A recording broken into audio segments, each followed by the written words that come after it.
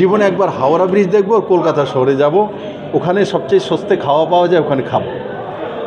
সবার ইচ্ছা ছিল, কিন্তু আজকে পুরো ভারতবর্ষের মধ্যে যে কোনো প্রান্ত থেকে মানুষ যখন ভাবে কলকাতায় যাব, তখন মা বাবা প্রিয়জন বলেন সাবধানে থেকো বাবা। এটা পশ্চিমবাংলার জন্য অভিশাপ, আর সেটার জন্য দায়ী মমতা ব্যানার্জি। আমি উত্তর দিনাজপুরের সাংগঠনিক বৈঠক নেওয়ার জন্য এসেছি। ভারতীয় জনতা পার্টি কার্যকর্তার পার্টি এবং সংগঠনকে মজবুতির সঙ্গে সঙ্গে আগামী দিনের নির্বাচনের যে রণকৌশল, সেটা ত্বরান্বিত করার জন্য আমি এসেছি। আমার সঙ্গে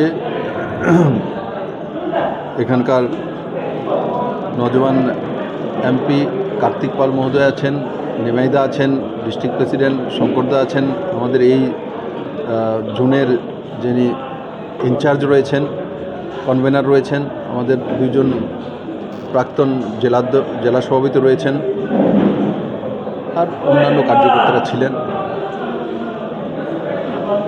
আজকের এই কার্যক্রমে আমরা আলাদা আলাদা আমাদের সাংগঠনিক যে বৈঠক, ইলেকশন কমিটি আছে, স্টেট আছে, ডিস্ট্রিক্ট আছে, বিধানসভা আছে, মণ্ডল ওয়াইজ আছে, তো সেইগুলো বিষয়ে বিস্তারিত আলোচনা হয়েছে। আগামী দিনে কী কী কার্যক্রম হবে, নির্বাচনকে সামনে রেখে কী করা উচিত, মানুষ কী চাইছে, পলিটিক্যাল ইস্যু কী আছে, স্থানীয় মানুষ কী চাইছে, স্থানীয় মানুষ যেটা চাইছে ভারতীয় জনতা পার্টির কার্যকর্তারা সেটাই প্রাথমিকতা দেবে।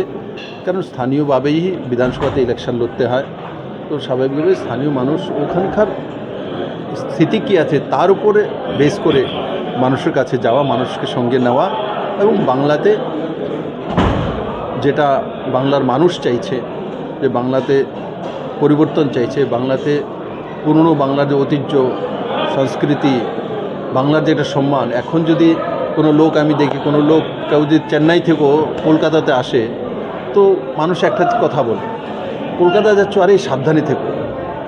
What is this? এটা তো আগে ছিল না।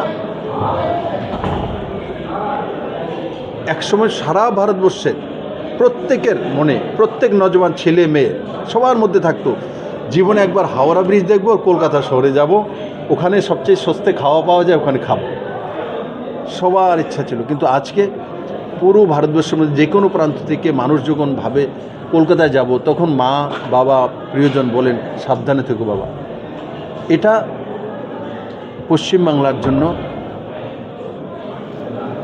অভিশাপ, আর সেটার জন্য দায়ী মমতা ব্যানার্জি। উনি মুখ্যমন্ত্রী, ওনাকেই সেই দায়িত্ব নিতে হবে। ওনার দায়িত্ব ছিল কমিউনিস্ট থেকে সত্তা যখন 2011-তে এসেছিলেন, মানুষ অতি ভরসা করে ওনাকে এনেছিল, মা মাটি মানুষের কথা এনেছিল, কিন্তু ওনার না মায়ের কথা খেলে রেখেছেন। মায়েদের উপরে সবচেয়ে অত্যাচার, মা তো ছেড়ে দেওয়ার, মূর্তি পর্যন্ত উনি ছাড়েননি, মূর্তি ভাঙা হয় এখানে।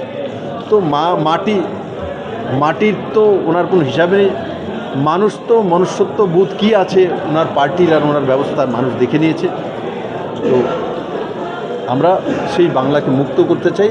আমাদের পুরনো বাংলা 1953 আগে যে বাংলা সুজলাং সুফলাং বাংলা, শক্তিশালী বাংলা, যেটা নরেন্দ্র মোদী চাই, যে 5 ট্রিলিয়নের ইকোনমি হতে, 5 ট্রিলিয়ন ইকোনমি হতে গেলে বাংলাকেই আগে নিয়ে যেতে হবে। একমাত্র স্টেট আছে বাংলা যে 5 ট্রিলিয়নে নিয়ে যেতে পারে, তার মধ্যে সেই ব্যবস্থা রয়েছে, সেগুলো শুধু উজ্জীবিত করে এতটাই। সেটা ভারতীয় জনতা পার্টি আর বাংলার মানুষকে নিয়ে করে।